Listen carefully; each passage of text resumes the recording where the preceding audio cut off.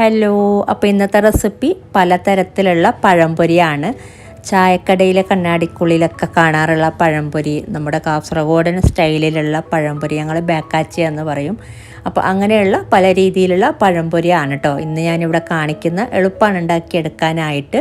അപ്പോൾ നിങ്ങൾക്ക് ഏതാണോ വേണ്ടത് അതെടുത്ത് കാണാം കേട്ടോ. ചായക്കടയിലെ പഴംപൊരി രണ്ട് രീതിയിൽ കാണിക്കുന്നുണ്ട്, രണ്ടും നല്ല ടേസ്റ്റ് ഉണ്ട് കഴിക്കാനായിട്ട്. അപ്പോൾ നമുക്ക് നോക്കാം. നമുക്ക് ആദ്യം ചായക്കടയിലെ പഴംപൊരി നോക്കാം.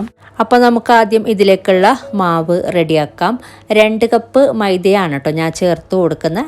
ഏകദേശം 1 കിലോ പഴം വെച്ചിട്ട് ഉണ്ടാക്കിയെടുക്കാനുള്ള അളവാണ്.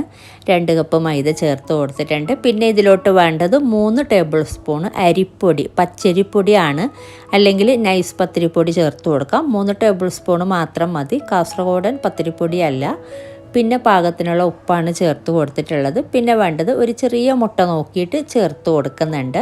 അപ്പോൾ മുട്ട വേണ്ടാന്നുണ്ടെങ്കിൽ ചേർത്തില്ലെങ്കിലും കുഴപ്പമില്ല കേട്ടോ. ചേർക്കുന്നെങ്കിൽ ഒരു ചെറിയ മുട്ട മാത്രം ചേർത്ത് കൊടുത്താൽ മതി.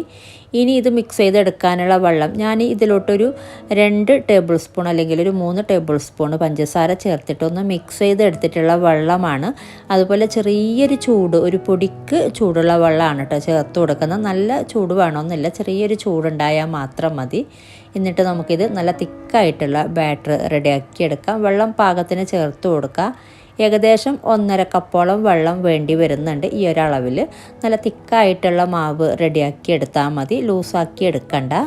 അപ്പോൾ പഞ്ചസാര ചേർത്ത് കൊടുക്കുമ്പോൾ പഴത്തിൻ്റെ മധുരം അനുസരിച്ച് മാറ്റം വരുത്താട്ടോ. നല്ല പഴുത്ത പഴമാണെങ്കിൽ പഴുത്ത പഴം തന്നെ നോക്കിയെടുക്കുക. അങ്ങനെയാണെങ്കിൽ 2 ടേബിൾ സ്പൂണൊക്കെ മതിയാകും. അല്ലാന്നുണ്ടെങ്കിൽ 3 ടേബിൾ സ്പൂൺ ചേർത്ത് കൊടുക്കുക കേട്ടോ. ഇതിപ്പോൾ മാവ് നല്ല പാകത്തിന് റെഡിയാക്കി എടുത്തിട്ടുണ്ട്. ഈ ഒരു തിക്നെസ്സോടെയാണ് വേണ്ടത്. അപ്പോൾ നല്ല പാകത്തിനുള്ള പരുവം തന്നെയാണ്. ഏകദേശം 1.5 കപ്പോളം വെള്ളം വേണ്ടി വന്നിട്ടുണ്ട്. ഇനി ഇതിലോട്ട് ഒരു കാര്യം കൂടെ ചേർത്ത് കൊടുക്കാനുണ്ട്. ഒരു 1/4 ടീസ്പൂൺ മാത്രം ഒരു യെല്ലോ കളർ കിട്ടാൻ വേണ്ടിയിട്ട് ഫുഡ് കളർ ചേർത്ത് കൊടുക്കുന്നുണ്ട്. നിങ്ങൾക്ക് മഞ്ഞൾപ്പൊടി വേണമെങ്കിൽ ചേർത്ത് കൊടുക്കാം, ഫുഡ് കളർ ഒഴിവാക്കിയിട്ട്. അല്ലെങ്കിൽ ഈ ഒരു യെല്ലോ കളർ ചേർത്തില്ലെങ്കിലും കുഴപ്പമില്ല കേട്ടോ. അപ്പോൾ ഇങ്ങനെയുള്ളൊരു ഫുഡ് കളർ ഞങ്ങൾ ഹോം മെയ്ഡായിട്ട് തന്നെ ഉണ്ടാക്കിയെടുക്കാനുള്ള പ്ലാനിങ്ങിലാണ്. അപ്പോൾ അത് ചെയ്ത് കഴിഞ്ഞിട്ട് അതിൻ്റെ വീഡിയോ അപ്ലോഡ് ചെയ്യാം കേട്ടോ. ഇതിപ്പോൾ മാവ് റെഡി ആയിട്ടുണ്ട്. ഇനി ഇതിലോട്ട് ഒരു കാര്യം, ഒരു 1/4 ടീസ്പൂണ് നിങ്ങൾക്ക് വേണമെങ്കിൽ ബേക്കിംഗ് സോഡ വേണമെങ്കിൽ ചേർത്ത് കൊടുക്കാം കേട്ടോ. അപ്പോൾ ഒന്നും കൂടെ നല്ല പൊങ്ങി വരും. ഞാനിപ്പോൾ ചേർക്കുന്നില്ല. വേണമെങ്കിൽ 1/4 ടീസ്പൂൺ ബേക്കിംഗ് സോഡയും കൂടെ ചേർത്തിട്ട് നമുക്കിതൊരു 15 മിനിറ്റോളം, ഇതിപ്പോൾ കണ്ടില്ല മാവ് നല്ല പാകത്തിന് റെഡി ആയിട്ടുണ്ട്. ഒരു 15 മിനിറ്റ് നമുക്കിത് മാറ്റി വെക്കാം കേട്ടോ. ഒന്നും മൂടി വെച്ചിട്ട്. അപ്പോൾ ഈ ഒരു സമയം കൊണ്ട് നമുക്ക് പഴം ഒന്ന് കട്ട് ചെയ്തെടുക്കാം. അപ്പോൾ ഞാൻ കുറച്ച് പഴം കട്ട് ചെയ്തെടുത്തിട്ടുണ്ട്. അപ്പോൾ ഇതുപോലെ നീളത്തിലാണ് കട്ട് ചെയ്തെടുത്തിട്ടുള്ളത്. ഒരു പഴം നമുക്ക് 3 സ്ലൈസാക്കി കട്ട് ചെയ്തെടുക്കാം കേട്ടോ. ഒരു പഴം നമ്മൾ 2 ആയിട്ടൊന്നുമല്ല, 3 പീസായിട്ട് 3 സ്ലൈസാക്കി എടുക്കുന്നുണ്ട്. അപ്പോൾ നിങ്ങൾക്ക് ചെറുതാക്കിയിട്ട് വേണമെങ്കിൽ കട്ട് ചെയ്തിട്ട് ഹാഫായിട്ട് എടുക്കാം കേട്ടോ. ഞാൻ ഇതുപോലെ നീളത്തിൽ കട്ട് ചെയ്തിട്ടാണ് എടുത്തിട്ടുള്ളത്. എന്നിട്ട് നമ്മൾ നേരത്തെ മാറ്റി വെച്ച ഏകദേശം 15 മിനിറ്റോളം നമ്മൾ മാറ്റി വെച്ച മാവിൽ ഡിപ്പ് ചെയ്തിട്ടാണ് ഇതിപ്പോൾ ഫ്രൈ ചെയ്തെടുക്കുന്നുള്ളത്. നമ്മൾ സാധാ ചെയ്യുന്ന പോലെ മീഡിയം ഫ്ലെയിമിലോട്ട് ആക്കിയിട്ട്, എണ്ണ നല്ല ചൂടായ ശേഷം മീഡിയം ഫ്ലെയിമിലോട്ട് ആക്കിയിട്ട് ഇതുപോലെ പഴം മാവിൽ നല്ലോണം ഡിപ്പ് ചെയ്തിട്ട് നല്ലോണം കവർ ചെയ്തിട്ട് ഇട്ട് കൊടുത്താൽ മതി. എന്നിട്ട് ഒരു സൈഡ് കളറൊക്കെ ഒന്ന് മാറി വരുമ്പോൾ നമുക്ക് തിരിച്ചിട്ട് കൊടുക്കാം. പിന്നെ ബേക്കിംഗ് സോഡ കയ്യിലുണ്ടെങ്കിൽ ചേർത്ത് കൊടുക്കാം കേട്ടോ. ഒരു 1/4 ടീസ്പൂൺ നമ്മൾ നേരത്തെ മാവ് റെഡിയാക്കുന്ന കൂട്ടത്തിൽ. അങ്ങനെയാണെങ്കിൽ നമ്മൾ ഈ ഒരു സമയത്ത് ഫ്രൈ ചെയ്തെടുക്കുന്ന സമയത്ത് പഴംപൊരി കുറച്ചും കൂടെ പൊങ്ങി വരും. ഇതിപ്പോൾ തിരിച്ച് മറിച്ചും ഇട്ട് ഒരു 2 സൈഡും ലൈറ്റ് ബ്രൗൺ കളർ ആകുമ്പോൾ നമുക്ക് മാറ്റാം. ഇതിപ്പോൾ ആയിട്ടുണ്ട്. 2 സൈഡും ലൈറ്റ് ബ്രൗൺ കളറായി കിട്ടിയിട്ടുണ്ട്. ഈ ഒരു രീതിയിൽ ഫ്രൈ ചെയ്തെടുത്താൽ മതി. ഇതുപോലെ നമ്മൾ ബാക്കിയുള്ളതും കൂടെ ഫ്രൈ ചെയ്തെടുക്കുക. അപ്പോൾ നേരത്തെ പറഞ്ഞ പോലെ ഏകദേശം 1 കിലോ പഴം നമുക്ക് ഫ്രൈ ചെയ്തെടുക്കാനുള്ള മാവാണ് നമ്മൾ റെഡിയാക്കി എടുത്തിട്ടുള്ളത്. അപ്പോൾ ഇതുപോലെ ബാക്കിയുള്ളതും കൂടെ ഫ്രൈ ചെയ്തെടുത്താൽ മതി. അപ്പോൾ നല്ല അടിപൊളിയായിട്ടുള്ള പഴംപൊരിയാണ്. അപ്പോൾ ഇങ്ങനെ ട്രൈ ചെയ്യാത്തവർ ട്രൈ ചെയ്ത് നോക്കുക. നമ്മൾ നോർമലി ഉണ്ടാക്കിയെടുക്കുന്ന പഴംപൊരിയേക്കാളും നല്ല ടേസ്റ്റ് ഉണ്ട് ഇത് കഴിക്കാനായിട്ട്, ഈ ഒരു ചായക്കടയിലെ പഴംപൊരി. അപ്പോൾ വേറൊരു രീതിയിലുള്ള പഴംപൊരിയും കൂടി ഉണ്ടാക്കിയെടുക്കുന്നുണ്ട്, ചായക്കടയിലെ പഴംപൊരി തന്നെ. അപ്പോൾ നമുക്കതും കൂടി നമുക്ക് നോക്കാം. അപ്പോൾ നമുക്ക് ഇതിലേക്കുള്ള ബാറ്റർ ആദ്യം റെഡിയാക്കാം. അപ്പോൾ ഇതിന് വേണ്ടിയിട്ട് ഒരു ബൗളിലോട്ട് 3 ടേബിൾ സ്പൂണ് പഞ്ചസാര ചേർത്ത് കൊടുക്കുന്നുണ്ട്. ഇനി വേണ്ടത് ഇതിലോട്ട് 1 കപ്പ് വെള്ളം, ഈ ഒരു സമയത്ത് 1 കപ്പ് വെള്ളം ചേർത്ത് കൊടുക്കുക. ചെറിയൊരു ചൂടുള്ള വെള്ളം തന്നെയാണ് ഇതിലോട്ടും ചേർത്ത് കൊടുക്കുന്നത്. പിന്നെ ഇതിലോട്ട് മെയിനായിട്ട് വേണ്ടത് ഇഡലി മാവാണ്. ഇപ്പോൾ പുളിച്ച മാവാണ്, ഇഡലി ദോശയുടെ മാവ്. ഒരു 3 ടേബിൾ സ്പൂൺ ചേർത്ത് കൊടുത്താൽ മതി. ഒരുപാട് ചേർത്ത് കൊടുക്കേണ്ട, 3 ടേബിൾ സ്പൂൺ മാത്രം ചേർത്ത് കൊടുക്കുക. അതാണ് ഇതിൻ്റെ വേറൊരു ട്രിക്ക് എന്ന് പറയുന്നത്, ഈ ഒരു ചായക്കടയിലെ പഴംപൊരിയുടെ. ഇനി ഇതിലോട്ട് ചേർത്ത് കൊടുക്കുന്നുള്ളത് യെല്ലോ ഫുഡ് കളർ. നമ്മൾ കേക്കിനൊക്കെ യൂസ് ചെയ്യുന്ന ഐസിങ് ചെയ്യുന്ന ഫുഡ് കളറാണ്. ഒരു ഇച്ചിരി ചേർത്ത് കൊടുക്കുക. പിന്നെ നിങ്ങൾക്ക് വേണമെങ്കിൽ മഞ്ഞൾപ്പൊടി ചേർത്ത് കൊടുക്കുക കേട്ടോ. ഫുഡ് കളറിന് പകരം ഒരു കളർ കിട്ടാൻ വേണ്ടിയിട്ട് ഒരു ഇച്ചിരി ചേർത്ത് കൊടുത്താൽ മതി. ഇനി ഇതൊന്ന് മിക്സ് ചെയ്തെടുക്കുക. ഈ ഒരു പഞ്ചസാരയും അതുപോലെ ഇഡലി മാവും എല്ലാം കൂടെ ഒന്ന് നന്നായി മിക്സായി വരട്ടെ, പഞ്ചസാരയൊക്കെ അലിഞ്ഞ് വരട്ടെ. ഇനി ഇതിലോട്ട് നമുക്ക് മൈദമാവ് ചേർത്ത് കൊടുക്കാം. അതുപോലെ വെള്ളം ഇനി ഇതിലോട്ട് നമ്മൾ പിന്നീട് ചേർത്ത് കൊടുക്കുന്നുണ്ട്. ഇനി പിന്നീട് നമ്മൾ ചേർത്ത് കൊടുക്കുന്ന വെള്ളവും ചൂടുവെള്ളം, ചെറിയ ചൂടുള്ള വെള്ളം തന്നെ ചേർത്ത് കൊടുക്കുക കേട്ടോ. അപ്പോൾ വെള്ളത്തിൻ്റെ അളവ് ഞാൻ പറയാം. അപ്പോൾ ഇതിലോട്ട് ചേർത്ത് കൊടുക്കുന്ന മൈദമാവ് 2 കപ്പ് മൈദമാവാണ്. പിന്നെ പോരാ എന്നുണ്ടെങ്കിൽ നിങ്ങൾക്ക് മാവ് ലൂസാണ് എന്നൊക്കെ തോന്നിയാൽ ഒരു 2-3 ടേബിൾ സ്പൂണൊക്കെ മൈദമാവ് പിന്നീട് ചേർത്ത് കൊടുക്കാം. ഒരുപാടൊന്നും ചേർക്കണ്ട. അപ്പോൾ ഇത് കുറേശ്ശെ ചേർത്തിട്ടൊന്ന് മിക്സ് ചെയ്തെടുക്കുക. ഇനി ഇതിലോട്ട് വെള്ളവും കൂടെ നമുക്ക് ചേർത്ത് കൊടുക്കാം. പിന്നെ നമ്മളിതിൻ്റെ മാവ് റെഡിയാക്കുമ്പോൾ ഇതുപോലെ തന്നെ നല്ലോണം ഇളക്കി യോജിപ്പിച്ച് വേണം റെഡിയാക്കി എടുക്കാനായിട്ട്. നമുക്ക് മിക്സിയിലെ ബ്ലെൻഡറിലൊക്കെ ഇട്ടാൽ പെട്ടെന്ന് നമുക്കിത് നല്ല സ്മൂത്ത് ബാറ്ററായിട്ട് കിട്ടും. പക്ഷെ അങ്ങനെയല്ല, ഇതുപോലെ നമ്മൾ ഇഡലി മാവൊക്കെ നമ്മൾ കലക്കിയെടുക്കുന്ന പോലെ നല്ലോണം ഇളക്കി വേണം ഇത് യോജിപ്പിച്ചെടുക്കാനായിട്ട്. അതാണ് വേറൊരു ട്രിക്ക് കേട്ടോ, ചായക്കടയിലെ പഴംപൊരി. ഇനി ഇതിലോട്ട് വീണ്ടും വെള്ളം ചേർത്ത് കൊടുക്കാം. ഞാൻ പറഞ്ഞ പോലെ ചെറിയ ചൂടുള്ള വെള്ളം തന്നെയാണ് ചേർത്ത് കൊടുക്കുന്നുള്ളത്.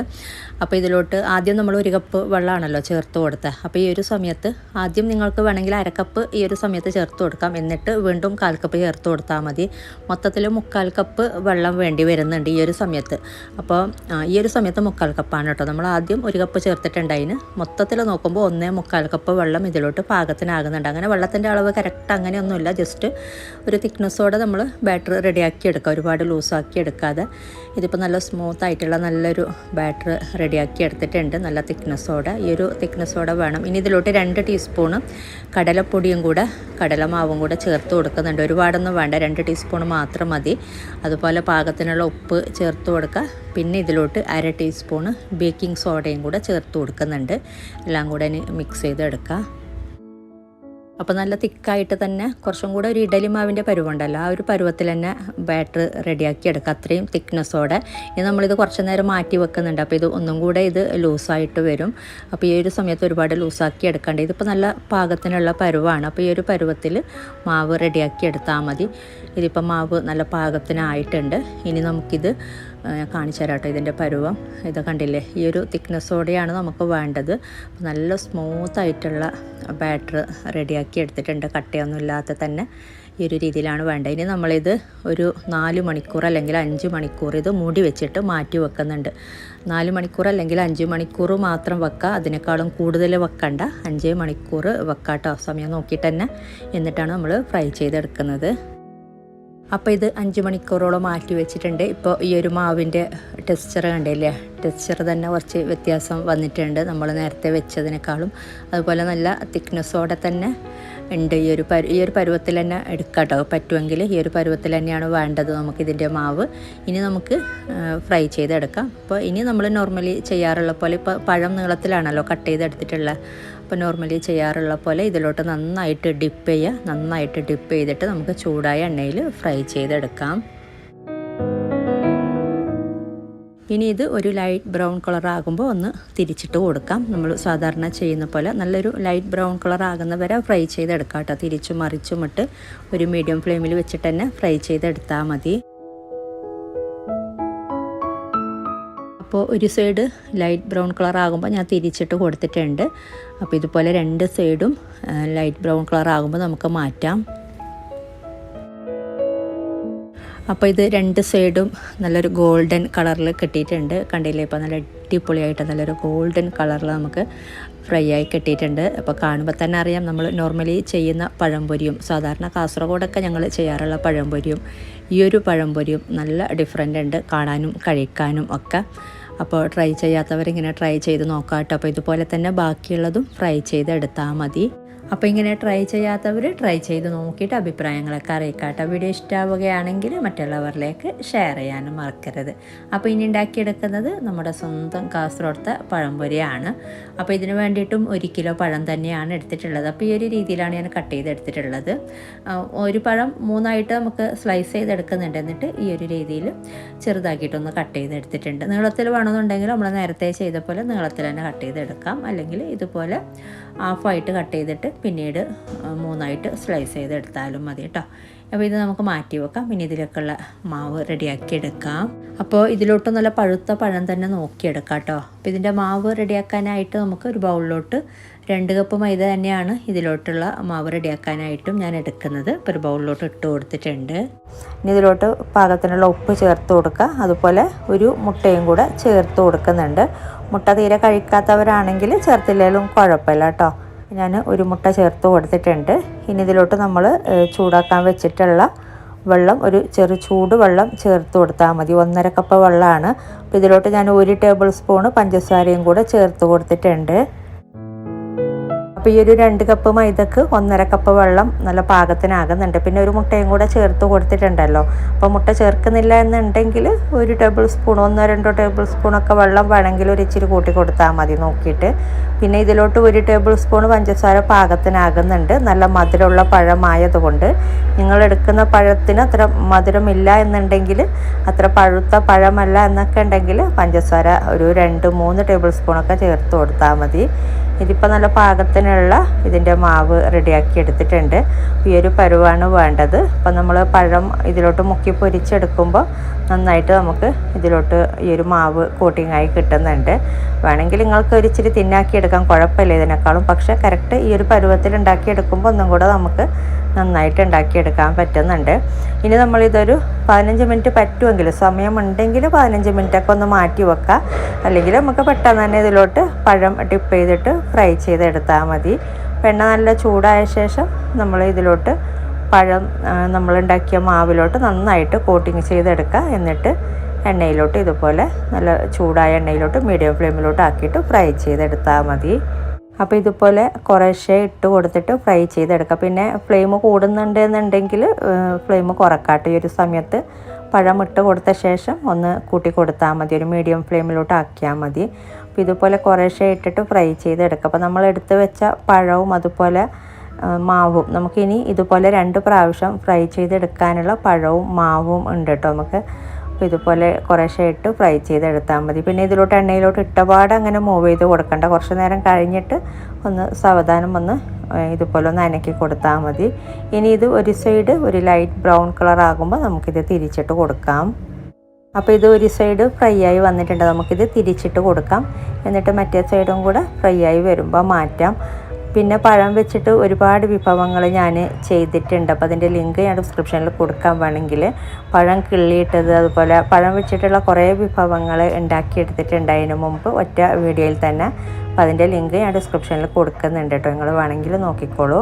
ഇതിപ്പോൾ ആയിട്ടുണ്ട്. അപ്പോൾ ഇത് നമുക്ക് മാറ്റാം. അപ്പോൾ ഇത്രയേ ഉള്ളൂ കേട്ടോ. ഈ ഒരു പഴംപൊരി കണ്ടില്ലേ, നമുക്ക് നല്ല അടിപൊളിയായിട്ട് നമുക്ക് പെട്ടെന്ന് ചെയ്തെടുക്കാൻ പറ്റുന്ന പഴംപൊരിയാണ്. അപ്പോൾ ഇതുപോലെ തന്നെ ബാക്കിയുള്ളതും കൂടെ ഫ്രൈ ചെയ്തെടുത്താൽ മതി. അപ്പോൾ ഇതാണ് ഞങ്ങൾ ബേക്കാച്ചിയ, കാസർഗോഡ് ബേക്കാച്ചിയ എന്നാണ് പറയുന്നത്.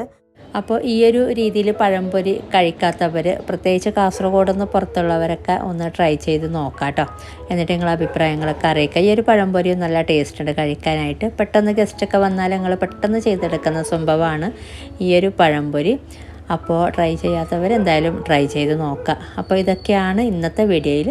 അപ്പോൾ ഇന്നത്തെ വീഡിയോ ഇഷ്ടമായാൽ ലൈക്ക് ചെയ്യാനും കമൻറ്റ് ചെയ്യാനും ഷെയർ ചെയ്യാനും മറക്കരുത്. അതുപോലെ നിങ്ങൾ സബ്സ്ക്രൈബ് ചെയ്യാത്തവരാണ് വീഡിയോ കാണുന്നതെങ്കിൽ സബ്സ്ക്രൈബ് ചെയ്യാനും മറക്കരുത് കേട്ടോ. അപ്പോൾ ഇതുപോലെ നല്ല റെസിപ്പിയുമായിട്ട് മറ്റൊരു വീഡിയോയിൽ കാണാം. Thank you.